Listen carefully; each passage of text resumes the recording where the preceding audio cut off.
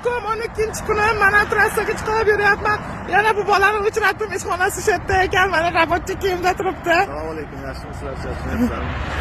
Opa, dedi, qiynalyapsiz-ku, dedi, ko'rib ichkisi yo'q, dedi. Xayrlashyapman hozir, joni sog' bo'lsin, Abdushi. Joylashtirib qo'ydi kecha meni, mazza qilib dam olib, bugun ertalardan yo'lga chiqib kelsam, shu bolani ishxonasi shu yerda ekan.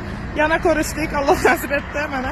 Mana shu opamni hamma podpischiklari O'zbekiston, Tojikiston, Qirg'iziston, Qozog'iston aholisi aytaylik, shu opamni mashina minib ketsinlar. Bu sog'likka juda zarari bor. Opa, yo'lga chiqing mashina bilan. Sizga ishondi O'zbekiston, biladi. Sizni hurmat qilamiz, yaxshi ko'ramiz. 12 kun yo'ldasiz. Bu erkak qilolmaydigan ishni qildingiz opa. Lekin sog'likda ham asrashingiz kerak.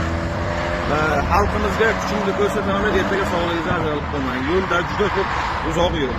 Yo sovuq tushib qoldi. O'ylab ko'ring opa, yo'lga chiqsangiz. Men o'zim uchun-ku, o'zimni sog'lig'im uchun-ku. Lekin yo'l uzoq, opajon, yo'l uzoq. Nima xizmat bo'lsa-ki, mana shu yerda qilib beraman. Menga sog'ligingizni, hayotda hozir hamma narsani topib olish iloji bor, lekin sog'likka emas. O'shaning uchun nima bo'lsa men tayyorman. Rahmat Abdushi. Qani harakat qilaychi, yana qancha kuchayotganicha. Mana telefonim ishlab turibdi. 200-300 kilometrgacha kelsangiz ham sizdan yetib borib yoki telefon qilib hal qilib beraman. Bolalar bo'ladi, sizni mashinaga joylashtirib chiqarib yuboradi. Bez problem. Rahmat. Faqat o'ylab o'qidim. O'zingizga ehtiyot qiling, sog'ligingiz kerak. Ana, rahmat, yaxshi bo'lar ekan. Mayli, xayr, davom etamiz yana. Yana aloqaga chiqaman. Duoda bo'lib turinglar, rahmat, sizlarni yaxshi ko'raman.